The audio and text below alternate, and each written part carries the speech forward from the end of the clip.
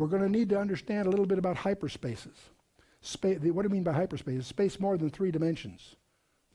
We're familiar with 3 dimensions. Hyperspaces are more if you have spaces more than 3. And by the way, you find that in the Bible. Did you know that? In Ephesians 3, Paul says that Christ may dwell in your hearts by faith, that ye being rooted and grounded in love may be able to comprehend with all the saints what is the breadth, the length, the depth, and the height, and to know the love of Christ which passes knowledge, that ye might be filled with the fullness of God. Did you catch that, what Paul just said? The breadth, the length, the depth, and the height. 4 dimensions. And if you could take those 4 words in the Greek, you discover they are, in fact, 3 spatial dimensions and time. And you've got these 4 dimensions in the text of the Bible. That shouldn't surprise us. Those are the 4 that we can directly encounter. There are 6 more that we'll talk about in the next session.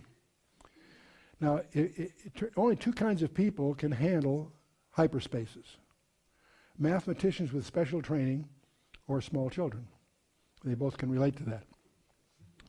But you and I can gain some insights by going the other way. We're 3-dimensional beings, and we're indebted to a concept that was developed by Edwin Abbott back at the turn of the century. I want to introduce 2 friends of mine. But I want you to be compassionate, because these 2 friends of mine suffer from a serious handicap. They only live in 2 dimensions. I call them Mr. and Mrs. Flat.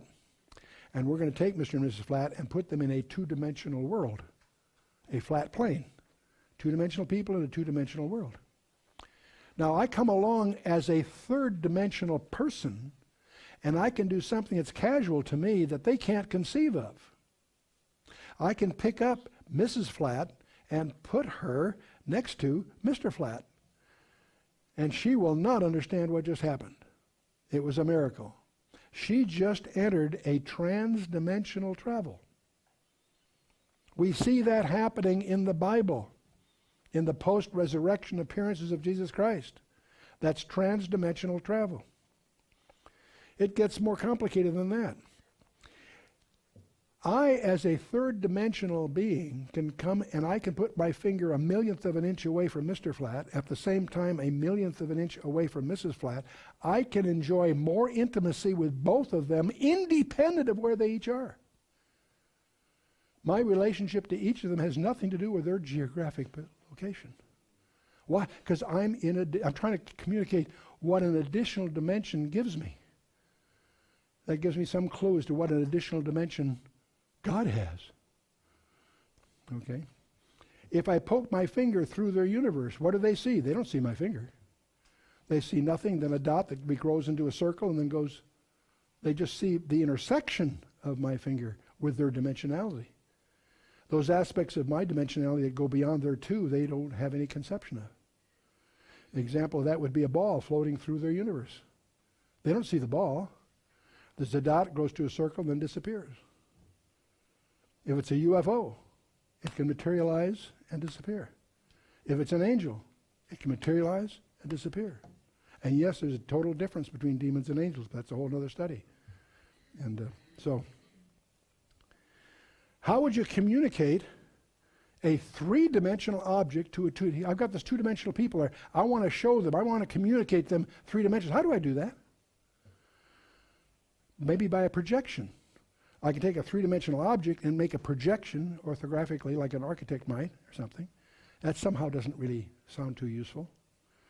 If I have an actual 4-dimensional thing, and there are some on the internet you can play with, the more you play with them, you realize you have no instinct as to what they do.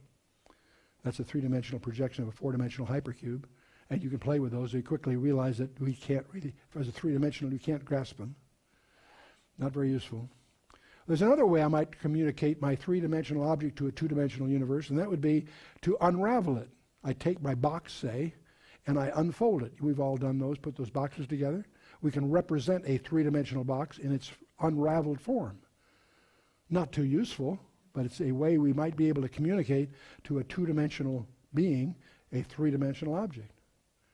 Did you know that there is a way of unraveling a 4-dimensional cube into 3 dimensions? It's called a tesseract.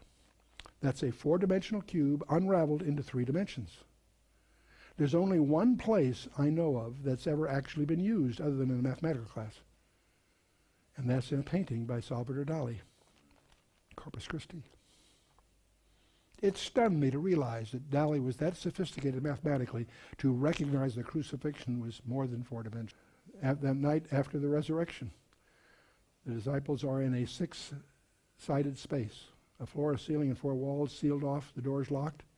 And guess who? Somebody shows up without passing through the 4 walls. They think he's a spirit. He says, handle me and see. A spirit has not flesh and bones as you see me have. He comes and he leaves. Comes, leaves. We're looking at hyperdimensional travel. And by the way, 1 John 3:2 has a physics statement. Most people reading their Bible, unless they have had the background you've just gotten, would not understand.